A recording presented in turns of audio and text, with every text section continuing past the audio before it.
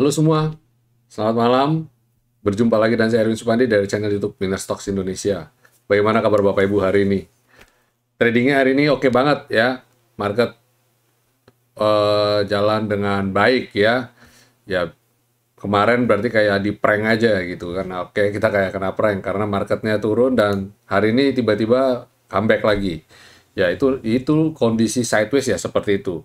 Ya kalau kita lihat, kita amati ya, IHSG sedang mencoba untuk mendobrak all time high-nya.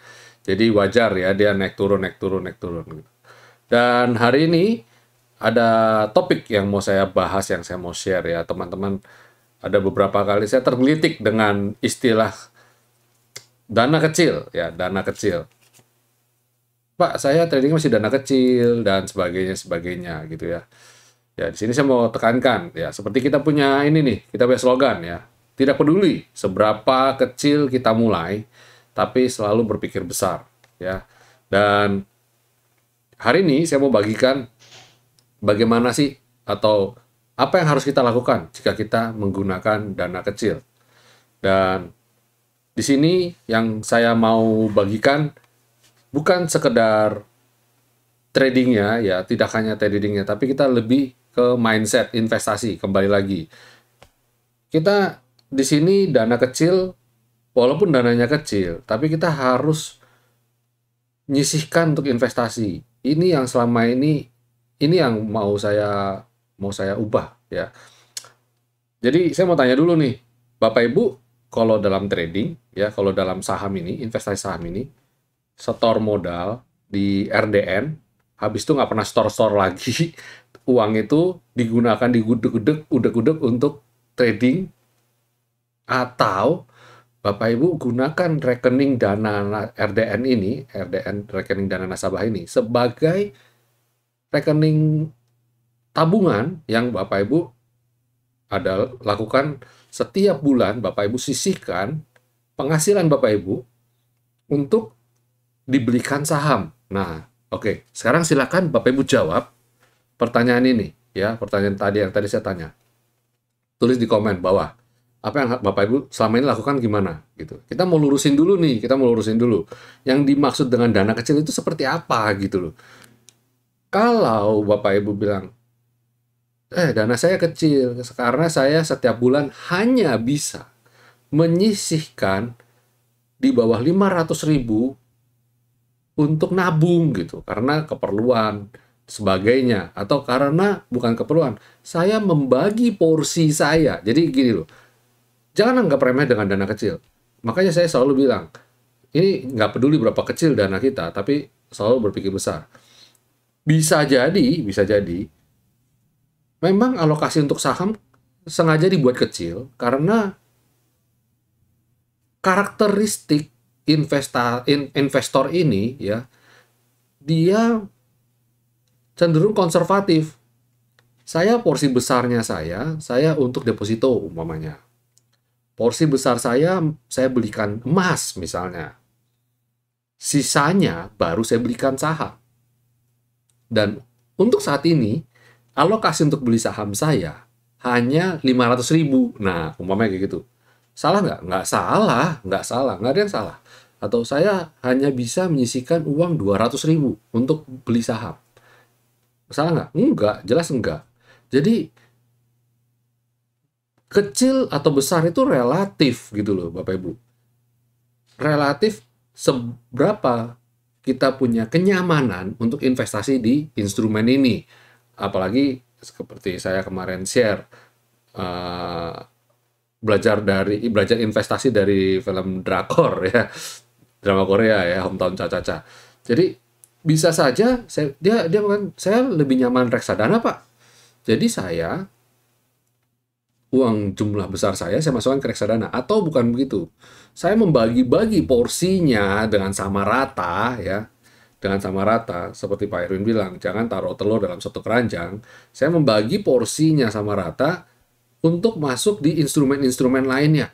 Salah satunya reksadana, reksadana pun saya ada dua, maunya reksadana saham dan reksadana pendapatan tetap. Terus kemudian saya masukkan lagi ke deposito pasti ya, karena saya butuh uang yang kapan saja saya bisa ambil, tapi cukup aman, saya tidak tergelitik untuk ambil setiap hari, menggerogoti tiap hari. Jadi saya deposito. Terus kemudian saya investasi emas, karena safe haven, dan secara long term jangka panjang tetap ada nilai tambahnya. Oke. Dan saya juga investasi ke ada cicilan rumah. Saya investasikan ke cicilan rumah. Ada alokasi. Pokoknya dia ngepos. Itu wajar nggak? Wajar. Dan terakhir saya baru bagi ke saham. Nah, pokoknya saya bagi porsinya semua sama. Nah, boleh nggak? Boleh banget, boleh banget. Nah, itu jalur investasi. Setiap bulan saya sisihkan 100.000 atau 500.000, saya setor tiap bulan ke rekening saham untuk saya investasikan. Boleh nggak? Boleh, boleh banget. Nah, itu satu ini ya, satu model investasi. Model lainnya lagi adalah saya sisihkan nih uang 5 juta atau 10 juta, saya masukkan ke rekening, jebret, saya puterin, saya tradingin. Saya nggak nambah-nambah lagi uang itu. Uang itu saya pokoknya 10 juta itu saya puterin aja pokoknya. Harus untung, harus bisa menghasilkan. Kalaupun rugi, ya udah, nanti dalam kurun waktu tertentu baru saya top up lagi. Saya tetap jaga nilainya di 10 jutaan umpamanya, buat belajar. Nanti umpamanya turun jadi tinggal 5 juta, nanti setelah berapa bulan, kalau memang saya masih berpikir untuk trading, saya 5 juta lagi, saya masukin lagi. Atau saya, ini belajar trading lah, istilahnya belajar trading. Ini ada beberapa orang yang lakukan ini, makanya saya model seperti ini, saya kasih tahu, saya juga cerita ya. Nanti setelah 1 tahun, saya review, saya masih rugi, saya top up lagi 5 juta. Jaga 10 juta, sembari saya tetap mempelajari teknik atau cara seperti apa saya trading. Bisa nggak? Bisa begitu. Nah, pokoknya dari 10 juta ini saya tradingin. Ada yang sudah untung. Pokoknya setiap hari saya cuma ambil 5%, 3%, 5%, konsisten saya ambil terus. Ada ruginya nggak? Ada ruginya, tapi ketutup. Overall, dalam 1 bulan, saya profit masih 20% atau 30%. Happy nggak? Happy. Pokoknya dalam 1 bulan, saya profit 20-30%. Itu sudah net tuh ya, udah potong minus, udah potong kerugian, saya masih profit. Boleh nggak? Boleh. Nah, uang profitnya tadi, dari 10 juta saya putar-putar itu, uang profitnya saya ambil. 10 juta berarti dapat 2 juta. Saya ambil, saya investasikan lagi ke dalam saham tapi rekening yang berbeda. Bisa nggak? Bisa. Bisa banget. Saya take out, investasikan lagi. Take out, investasikan lagi. Nggak mesti 2 juta sih. Kadang-kadang cuma dapat 1 juta, kadang-kadang cuma 500.000. Nggak apa-apa. Pokoknya saya take out. Dari 10 juta itu, dapat berapapun, saya take out. Masuk lagi. Jadi 10 juta diputar untuk dapat menghasilkan. Ada nggak yang model seperti itu? Ada. Nah, saya dua hal ini yang saya bagikan ke Bapak Ibu tadi ya. Ada 2 model. Bapak Ibu pilih yang mana? Invest setiap bulan atau one time saving ya, masukkan ke rekening RDN, di situ Bapak puterin. Pilihan ada di Bapak Ibu, terserah. Nah, di sini tadi yang model kedua tetap ada bagian yang harus, pokoknya keuntungan harus di take out. Harus ada keuntungan yang ditarik, di withdraw untuk dipindahkan. Kenapa saran saya dipindahkan? Karena kita jaga tetap modal kita tetap di 10 juta. Kita bukan gulung semua di sini. Ada yang kita mau untuk keluar dan kita investasikan lagi, reinvestasikan ke saham yang investasi jangka panjang, yang long term. Bisa investasi yang saham yang berbeda. Karena yang tadi itu yang di dalam 10 juta itu untuk trading. Dan kadang-kadang saham untuk trading nggak sama dengan saham untuk invest. Karena apa? Pergerakan saham yang untuk invest cenderung slow in the long term run. Maksudnya di short term run. Jadi kalau mau short term, cuma jalan 1,5%, 2,5%. Aduh capek Pak, saya mau cari yang 10% satu hari, 5% satu hari. Ini 1% capek nungguinnya gitu. Jadi dipindahin tuh uang tadi yang sudah diputar-putar, pindahin. Tapi karena kita mau saving jangka panjang, cenderung aman, 1% nggak apa-apa deh, 1 hari nggak apa-apa deh. Tapi kan dalam 10 tahun berapa persen itu naiknya gitu, ya kan? Karena long term. Jadi ada yang kita gunakan untuk investasi. Jadi mindset investasi saya kasih huruf kapital besar, investasi. Oke, kita di sini bukan trading jangka pendek yang hit and run, bukan ya. Kita bukan begitu. Trading pun kita harus punya tujuan, harus punya goal. Kalau nggak, bedanya apa sama kasino? Nggak ada beda ya. Kita cuma ngejar adrenalinnya aja. Ada hal investasi yang kita lakukan. Oke, paham sini ya. Nah, di sini saya membagikan investasi senilai berapa sih? Nah, kan tadi Bapak Ibu kan ada ambil benang merahnya dari yang tadi saya bagikan. 100.000, 200.000. Nah, pertanyaannya, Pak, uang 100.000 emang bisa buat nabung saham, Pak? Buat investasi. Nah, ini yang mau saya bagikan. Sengaja saya pilihin saham-saham yang nilainya bisa Bapak Ibu beli dalam 100.000. Bisa nggak? Bisa. Seperti Bapak Ibu ketahui, satu lot sama dengan 100 lembar. Yang mana minimal pembelian saham itu kan berarti satu lot, ya kan? Nah, tapi satu lot ini harus 100 lembar, senilai 100 lembar. Nah, kalau 100.000, berarti Bapak Ibu range Bapak Ibu beli, kalau 100 ribuan itu berarti sekitar harga 1.000. Di harga 1.000-an, 1.000 something lah. Kenapa saya ambil nilai minimum 100.000 atau around 100.000 lah. 98.000 boleh nggak? Ya boleh lah, kurang-kurang sedikit boleh lah, ya kan. Kenapa? Karena saya mencari harga sahamnya range-nya antara 800 atau 700-an, 650-an paling kecil, sampai dengan 1.500 atau sampai 22, ya 1.500 lah, berarti sekitar 150.000. Jadi mulai dari harga 65.000 sampai 100.000.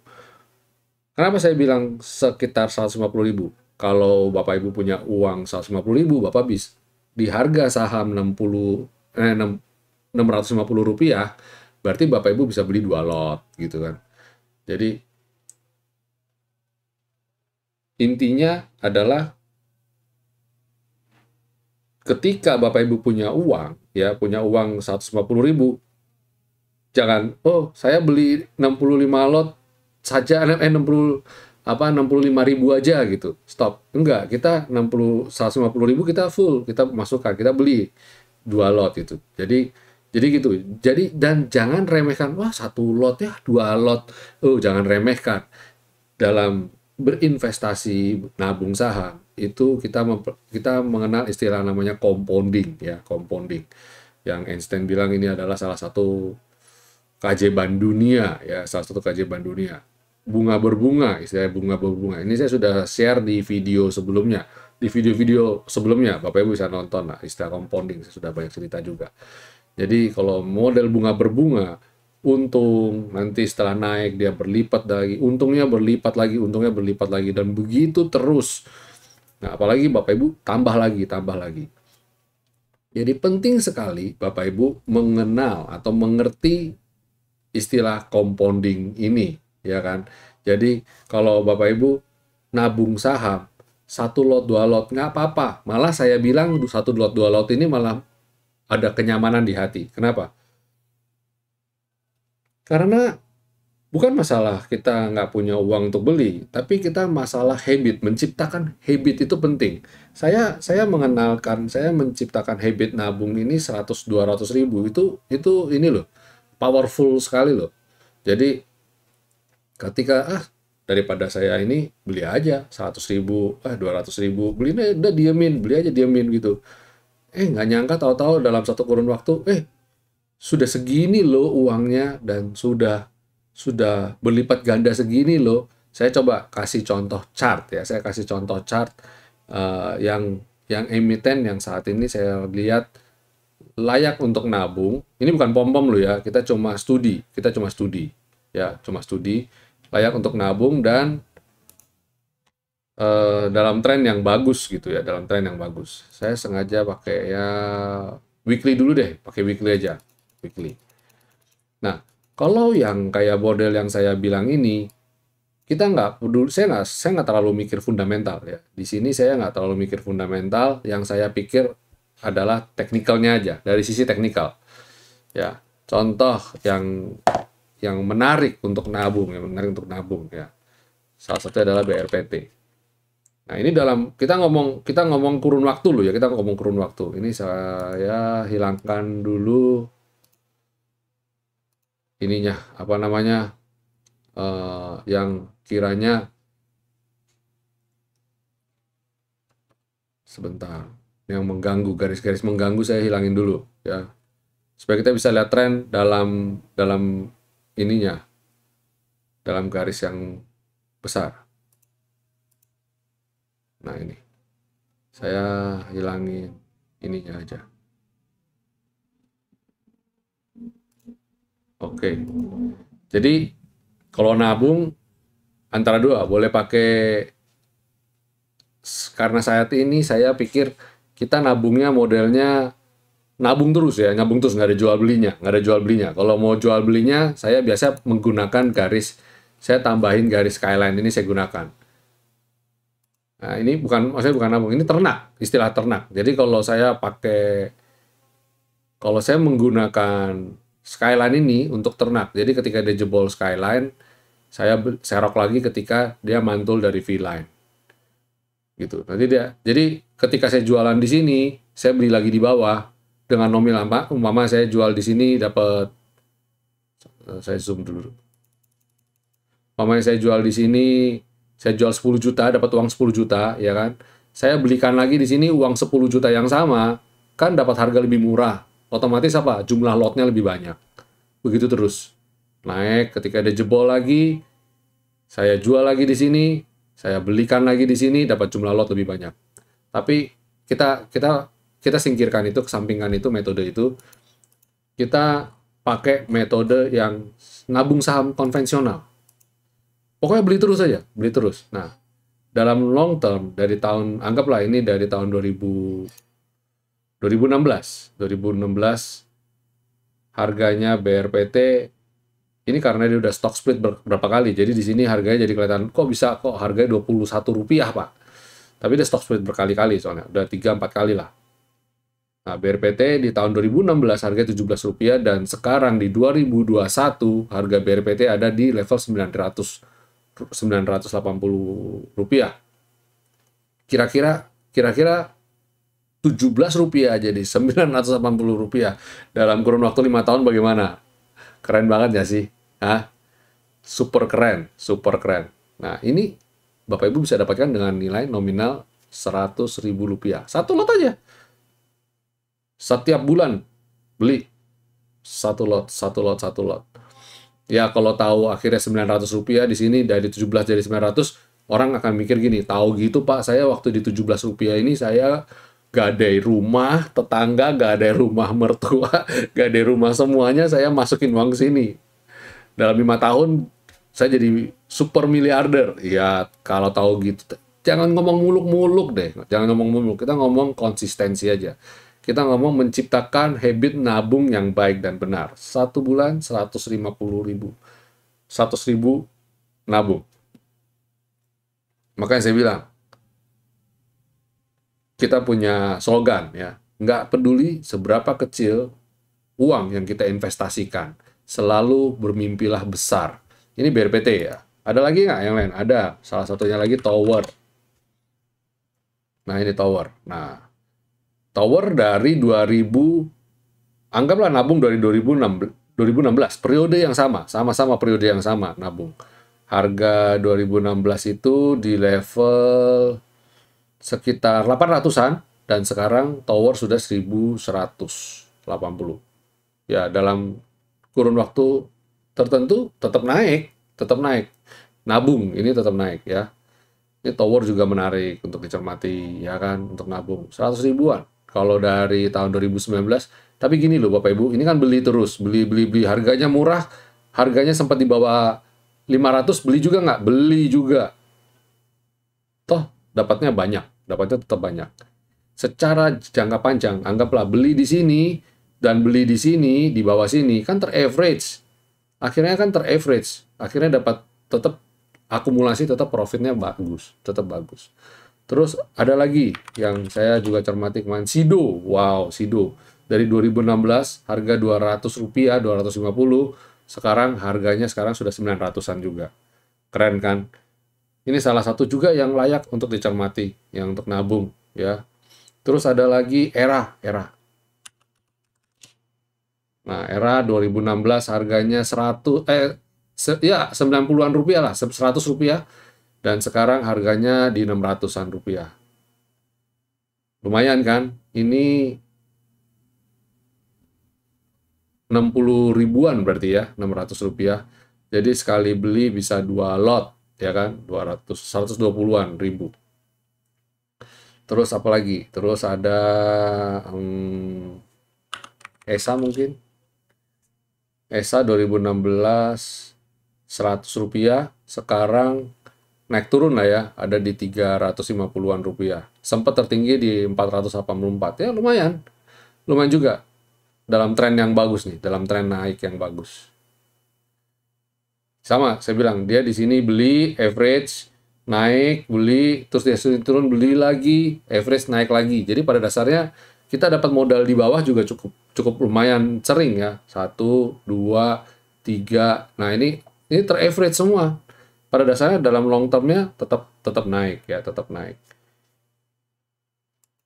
Itu emiten-emiten ya, tentu saja Bapak Ibu bisa cari lagi ya, bisa search. Nah, karena ini adalah emiten-emiten yang mana tadi ada mungkin beberapa Bapak Ibu bilang, Pak, secara fundamentalnya bla bla bla bla bla. Kalau saya bilang sekali lagi, saya tekankan di sini karena saya teknikal, jadi saya hanya melihat dari satu sisi teknikal aja. Saya nggak peduli fundamentalnya gimana-gimana. Walaupun pasti saham itu naik karena ada fundamental atau ada harapan yang orang lihat ya. Banyak, maksudnya investor lihat gitu loh. Para pedagang saham lihat dan bisa melihat itu jadi naik. Harga sahamnya jadi naik. Jadi harusnya biasanya berbanding lurus. Jadi saya tetap daripada susah-susah, lihat teknikalnya aja. Nah, kalau dalam teknikalnya lihat dalam jangka waktu 5 tahun terakhir dia dalam uptrend, nah itu berarti layak beli. Nah, karena di sini sifatnya saya ngumpulin dari uang kecil, ya uang kecil. Namanya 100.000 per bulan, 150.000 per bulan. Nah, kalau sudah kekumpul, kalau uangnya sudah kekumpul, saya mau switch. Saya mau ganti BCA boleh nggak? Boleh. Ya, sudah kekumpul. Mamanya dari 100.000, sekarang sudah kekumpul jadi 30 atau 50 juta. Dan uang 50 juta ini, saya 70%-nya senilai 35 juta, saya mau belikan saham BCA, boleh nggak? Boleh. 35 jutanya saya mau belikan saham BRI, boleh nggak? Boleh. Jadi, itu yang biasa dilakukan, itu meracik portofolio namanya, itu istilahnya meracik portofolio. Itu yang biasa Bapak Ibu kalau istilah manajer investasi atau fund manager, mereka lakukan itu ya. Jadi tidak peduli uang berapa kecil Bapak Ibu lakukan, 150.000 per bulan Bapak Ibu akan mendapatkan sesuatu. Oke, jelas ya Bapak Ibu ya. Jadi ini berseri nih. Kemarin saya bagikan, kita belajar investasi dari drama Korea Hometown Cha-Cha, yang mana kita belajar bahwa investasi jangan apa yang nggak boleh kita lakukan ketika melakukan investasi. Jangan all in, jangan pinjem uang dari bank. Kita kecil aja, lakukan small small action aja, 100-150 ribu per bulan. Gak usah muluk-muluk, gak usah sampai kita jangan ngejar profit gain yang bombastis ya, sampai pinjam uang ke bank dan kayak tadi saya bilang, oh gara-gara BRPT tahu gini, BRPT saya beli BRPT 17 rupiah, tunggu 5 tahun kan udah jadi 900. Iya, kelihatannya kan begitu, tapi kan Bapak Ibu lihat chartnya kan tadi naik turunnya kan kayak gitu, ya kan, waktu dia lagi turun ya bisa bikin bunuh diri juga. Ya kan, jadi kecil-kecil aja, lakukan kecil-kecil, kita nggak usah muluk-muluk, kecil tapi slow but sure, kecil pelan tapi pasti gitu ya. Nah, ini saya mau mengajarkan Bapak Ibu cara berinvestasi yang baik dan benar. Kemarin kita sudah belajar, jangan lakukan itu, dan sekarang terus kita harus apa dong yang harus dilakukan? Nah, video inilah sebagai solusinya. Oke, ya semoga Bapak Ibu jelas ya. Ini sharing kita mengenai investasi saham ya. Oke, sekarang kita masuk ke sesi yang sudah biasa kita lakukan, yaitu market review. Ya, kita coba review market. Composite kita bagaimana composite? Kabar composite. Wow, kabar composite kalau lihat weekly-nya cakep. Nah, ini ada secerca harapan. Dia mulai comeback, dia mulai comeback. Saya tampilkan kembali kita punya indikator selendang ya. Oke. Ini weekly ya, tampak oke. Kalau daily-nya, nah bagus ini dia tertahan selendang dan dia tetap ini konsisten. Walaupun saya bilang gini, hati-hati tetapan ya. Pada dasarnya saya cukup happy karena dia selendang semakin dekat ya. Dan biasanya kalau saya dalam trading uptrend ya, riding the wave uptrend, nah dekat-dekat selendang ini adalah momentum buy saya. Ditambah di sini dekat dengan resisten. Jadi kalau breakout biasanya saya langsung gaspol biasanya. Nah, jadi kalau IHSG dalam 1-2 hari ke depan mampu breakout all time high ini dekat dengan selendang, tren langsung otomatis berlanjut ya. Jadi prediksi kita yang kita kemarin bilang, oh potensi koreksi ini weekly langsung berubah ya. Potensi rebound dan potensi menguat semakin besar. Minggu ini sekarang udah tanggal 26 ya. Harapan saya di minggu terakhir Oktober break all time high. Cuma hati-hati, November ada sentimen dari luar, dari global, sentimen global yaitu tapering ya, tapering. Potensial akan koreksi. Jadi waspada itu dulu, waspada itu. Ada beberapa sentimen sebenarnya, tapi yang paling besar saat ini yang kita antisipasi adalah tapering tadi, ya. Jadi IHSG berpotensi koreksi juga. Semoga tidak turbulensinya nggak terlalu besar. Dan hari ini asing membukukan net buy 746,2 miliar. Good. Transaksi asing kembali masuk, kembali inflow, dan transaksi hari ini masih di bawah rata-rata, yaitu cuma 10,8 triliun. Tapi pada saya overall masih oke, ya masih oke. Oke, terus sektoralnya bagaimana? Lanjut sektoralnya. Sektoralnya IDX Basic. Nah ini ya, dia masih berkutat di area support, tapi it's okay, dia masih peluang untuk naik juga terbuka lebar. Terus ada IDX Consumer Cyclicals. Nah, kayaknya mau bikin double bottom. Tapi kalau bikin double bottom, dia jebol selendang dong, nggak apa-apa. Kalau dia bikin double bottom, triple bottom, sorry. Nah ini ya, dia ngayun ke sini untuk kemudian dia harapan saya mantul dan boom, naik. Terus IDX Energy, wow, udah mulai naik lagi ya. Ini selendang powerful sekali ya. Begitu dia kena selendang, bottom selendang langsung dia rebound. Nah ini kalau bisa lanjut lagi, rebound naik lagi, moga-moga dia bisa breakout ya. Ya, harga komoditi menjelang akhir tahun di tengah kondisi musim yang juga dengar-dengar, saya nggak tahu ini benar apa enggak, bahwa musim dingin kali ini jauh lebih ekstrim. Mungkin itu yang jadi salah satu penyebabnya juga, harga komoditi jadi naik. Terus habis itu ada finance, sektor finance yang tetap masih naik ya, masih uptrend, nice, bagus. Terus kemudian healthcare, sektor healthcare tiba-tiba nah ini kemarin kan sudah kode kan, sektor healthcare boleh ngumpulin ya, ayo siapa yang dengar, ayo. Dan hari ini yes, hihi, keren. Congrats yang kemarin-kemarin ngumpulin sektor healthcare. Terus sektor industri tertahan level support dan dia mulai naik. Nah ini dalam waktu dekat kalau umpamanya besok di rebound lagi, wow keren, ini pullback, ya lanjut lagi. Terus berikutnya ada di infrastruktur, sektor infrastruktur dalam tren yang naik juga ya. dalam tren naik, masih oke, masih good, ya masih nice banget. Walaupun merah tapi dia tertahan di level selendang, ya masih oke. Pelan-pelan tapi walaupun dia ya kelihatan sideways tapi dia dalam tren yang naik ya, tidak buat lower low. Harapan saya semoga dalam waktu dekat dia bisa lanjut naik lagi. Consumer non-cyclicals, wow, tertahan level V-line dan bottom selendang. Moga-moga besok bisa lanjut lagi nih. Tadi Unilever, kalau nggak salah candle-nya Unilever mirip-mirip begini nih tadi nih. Terus sektor properti, sama ya, mirip-mirip sama infrastruktur. Dia sideways tapi dalam tren yang naik ya. Terus ada sektor tekno, IDX Tekno. IDX Tekno oke ya, ini IDX Tekno.